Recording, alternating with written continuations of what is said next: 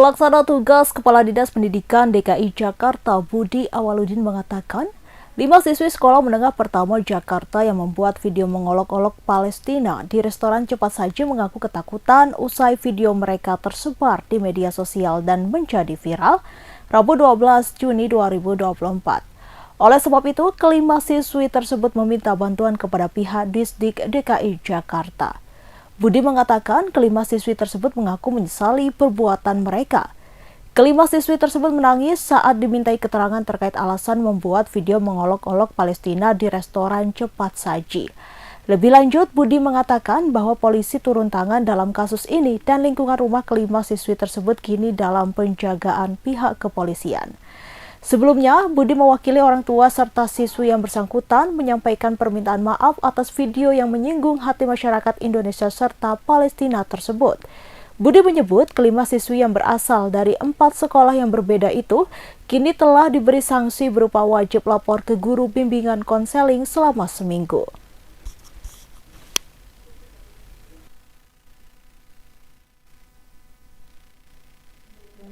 Dan berjanji untuk tidak mengulanginya lagi.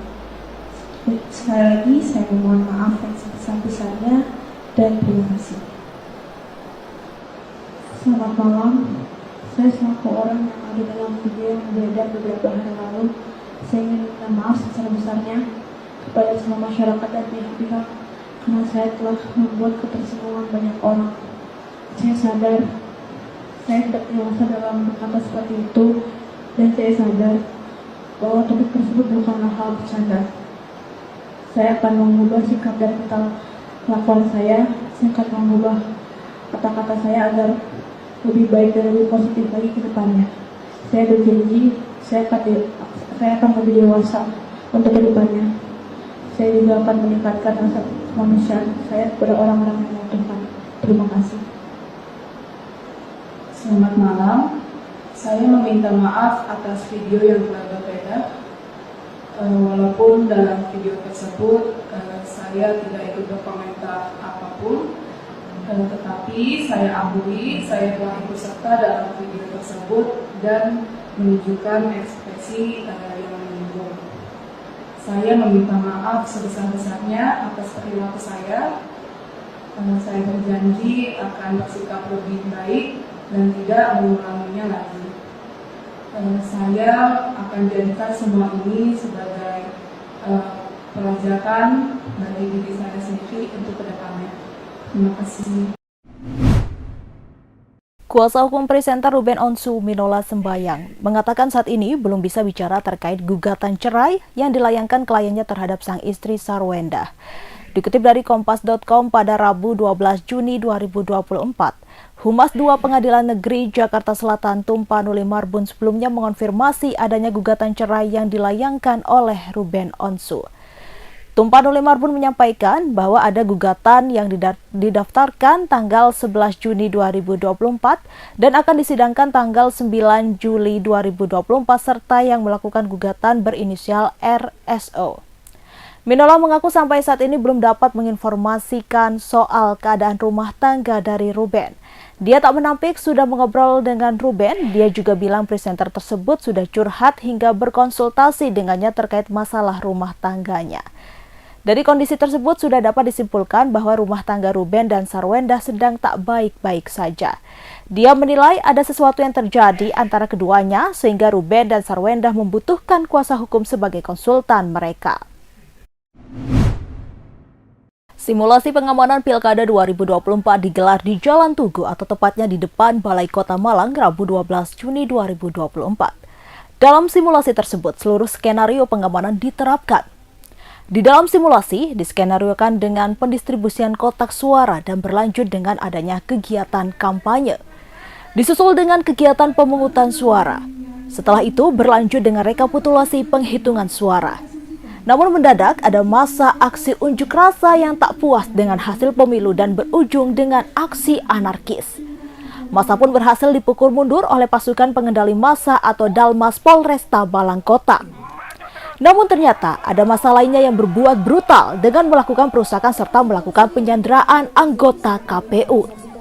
Melihat kondisi semakin mengkhawatirkan, Polresta Malang Kota meminta bantuan dari pihak Brimob. Tidak lama kemudian, Brimob mengirimkan pasukan anti-teror dan berhasil membebaskan sandera. Sedangkan pelaku penyanderaan berhasil ditangkap dan segera diamankan. Dalam simulasi pengamanan Pilkada 2024 tersebut, melibatkan personil dari seluruh unsur jajaran samping, baik dari Polresta Malang Kota, Kodim 0833 Kota Malang, Dinas Perhubungan Kota Malang, Satpol PP Kota Malang, dan Brimob Batalion B Sat Brimob Polda Jawa Timur dan Pemadam Kebakaran Kota Malang. Kapolresta Malang Kota, Kombes Pol Budi Hermanto mengatakan, di dalam pelaksanaan simulasi tersebut melibatkan sebanyak 500 personil gabungan. Pria yang akrab disapa Budi ini juga menerangkan bahwa telah dilakukan pemetaan terkait potensi kerawanan Pilkada 2024 di Kota Malang. Budi juga menerangkan bahwa Polresta Malang Kota telah mendapatkan hibah anggaran dari pemerintah Kota Malang sebesar 5,7 miliar rupiah, di mana dana tersebut dipakai untuk pengamanan pelaksanaan Pilkada di Kota Malang. Dirinya juga menambahkan bahwa komunikasi antara stakeholder termasuk masyarakat juga harus terjalin dengan kuat untuk bersama-sama menjaga Kota Malang tetap aman serta kondusif.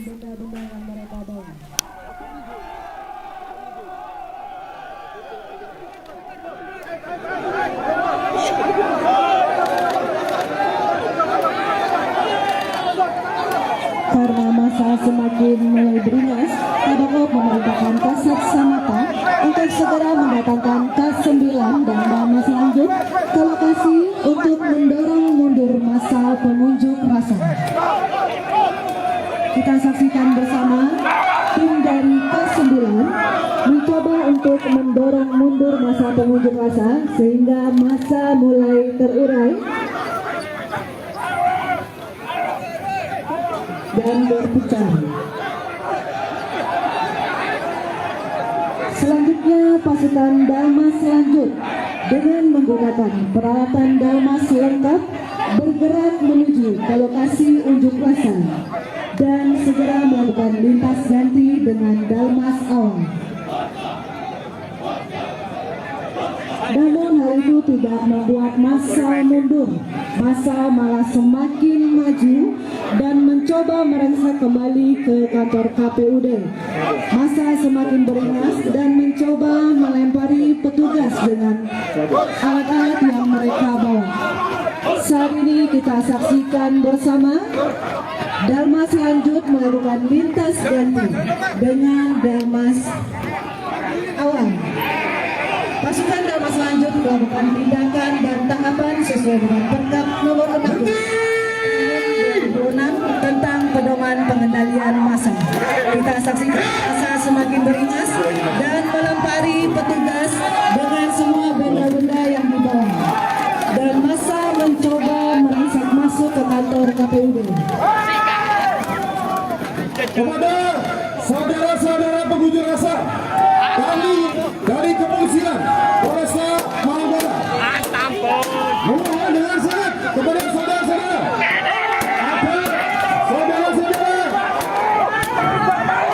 menjaga keamanan, jangan melakukan pelanggaran hukum, sampaikan aspirasi dan mendapat secara sopan dan baik, jangan terprovokasi oleh tindakan-tindakan orang yang tidak bertanggung jawab.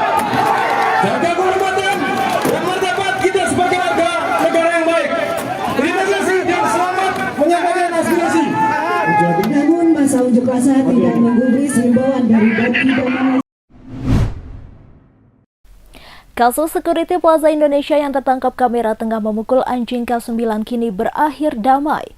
Security bernama Nasarius itu batal dipecat dari tempat kerjanya. Adapun Robi Purba dan Marlene Hariman yang pertama kali memviralkan kasus ini pun telah meminta maaf.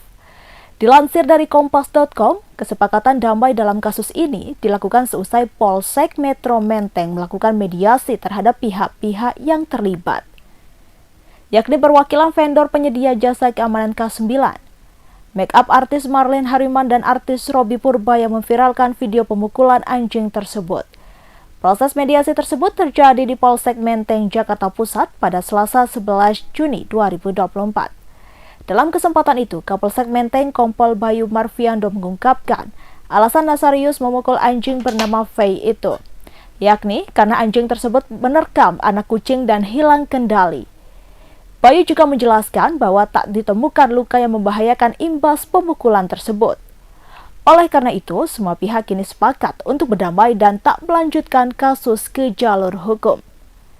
Terkait hal ini, kuasa hukum vendor security K9 juga memastikan bahwa Nasarius batal dipecat.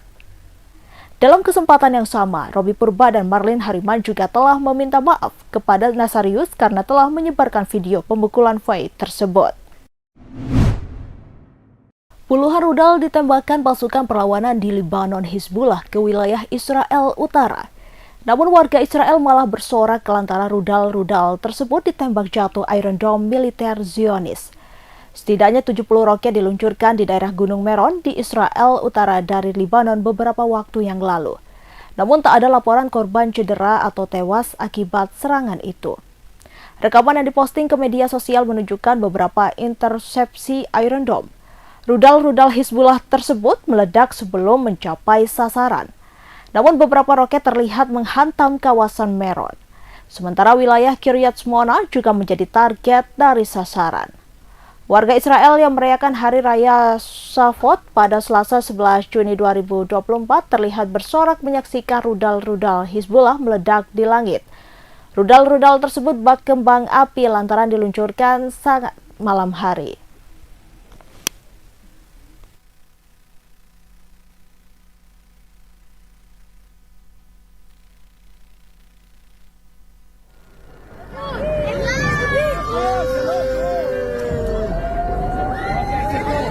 لا بايتي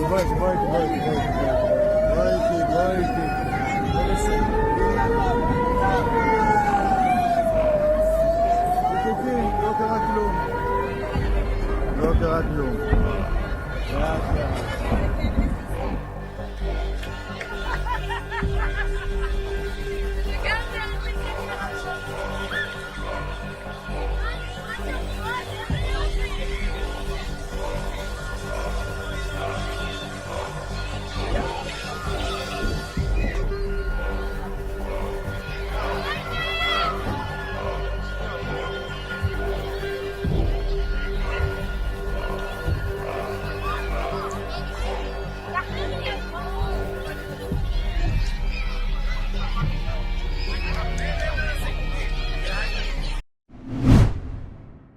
Kapal dagang Tutor yang terafiliasi dengan Israel diserang Houthi Yaman di Laut Merah pada Rabu 12 Juni 2024.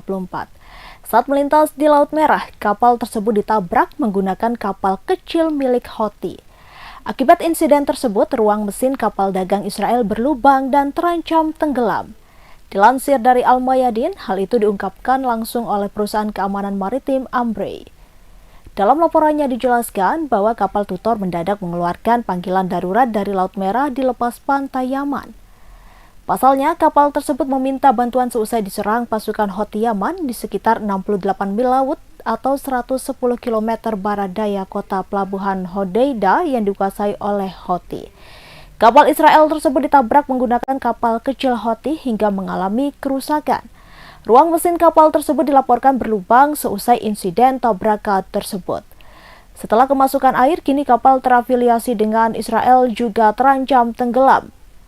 Diketahui selain ditabrak menggunakan kapal kecil, kapal Tutor juga diserang dari udara. Kapal tersebut dihujani dengan rudal balistik dan juga drone. Download Tribun X sekarang, menghadirkan lokal menjadi Indonesia.